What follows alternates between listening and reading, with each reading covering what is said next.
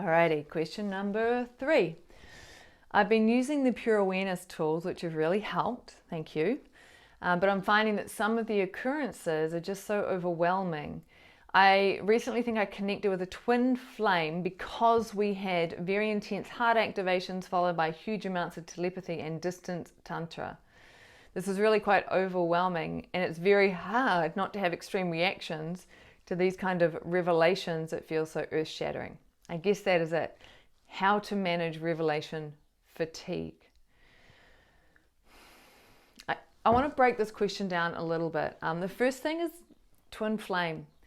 Let's get really clear. What's so useful when you're on the path of liberation and awakening is to find one particular lineage or tradition that you really connect with and use their particular framework in order to walk the path.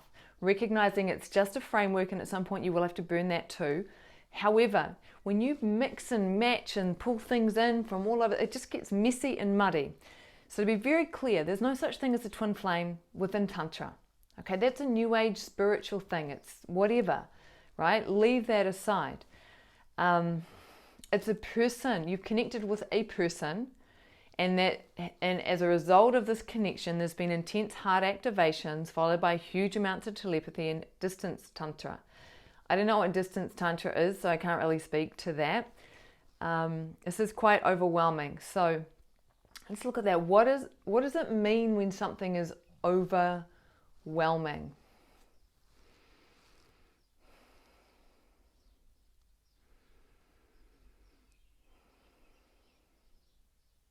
It's a challenge. I don't know what the person writing this means by that per se. What I sense is that when something is unfolding and we are creating meanings about it, or it challenges our worldview or our beliefs in some ways, then it can feel overwhelming.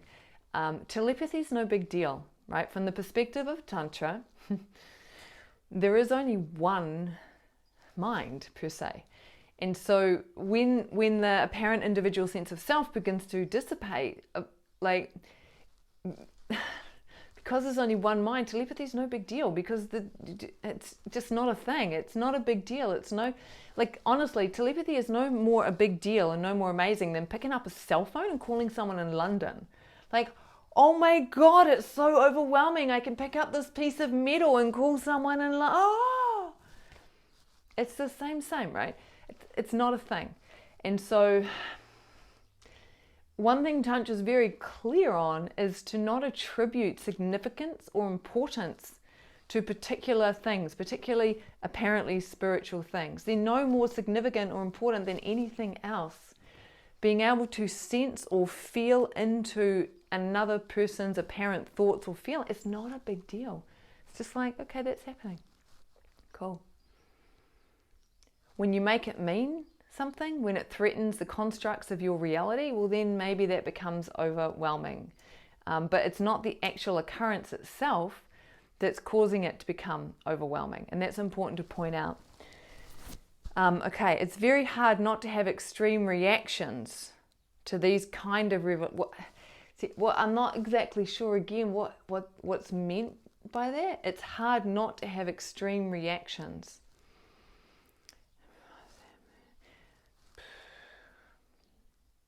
Okay, so when I feel into that, right, and I feel into the person, my sense is that when we're still locked within conditioned mind, rather than orientated to awareness itself, it's the mind that has the reactions, the thoughts about something, the feelings about something, coming from meanings, coming from stories, coming from our construct of reality beginning to be challenged. And that's sort of implied, these kind of revelations that feel so earth-shattering. When we say earth-shattering, what does that mean? Does it mean that it's shattering our perception of reality? Okay. And so, from that extent, this is a really important question to ask. And I just want to acknowledge the person's bravery and courage in asking these questions and sharing this, and to acknowledge how very real these sensations, feelings, thoughts, meanings, stories are, right? When I say, that's within conditioned mind, it's not real, it doesn't mean that it doesn't feel real, and it doesn't mean that it doesn't create all kinds of strong sensations, feelings, etc. in the body. But when there's orientation to awareness, it ceases to be a problem, which is why in the tradition, the cultivation of awareness, the orientation to awareness, knowing yourself as awareness is fundamental. It is the first step on the path. It is so critical and crucial. You need to have that, right, before, ideally before, you then begin to merge into the field and have these kind of telepathy experiences, because they can really challenge any identification or any constructs or any ideas about reality. So, how to manage revelation fatigue. 1, grounding practices. Walk in nature. Hang out with trees. Hang out with big rocks. And it sounds a little flippant when I say this, but it's actually really freaking powerful, because a tree does not think, nor does a rock.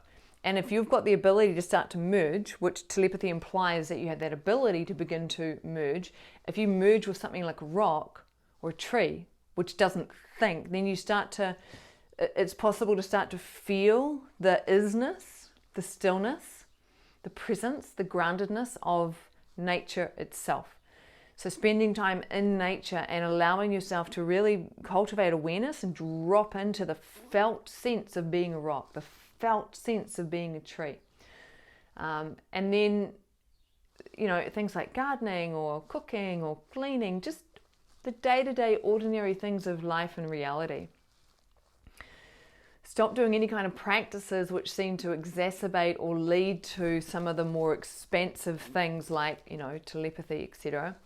And be really mindful of the meaning that you are attributing, the stories that you are telling yourself about these things. Because all of this stuff will be playing on and revealing and related to your deepest conditioning, and potentially your deepest karmas and samskaras as well. Samskaras, often undigested emotional experiences, but also ruts of behavior. So from that perspective, a really wise orientation to take to whatever is unfolding within your field, whatever's happening, give it all the same significance, right?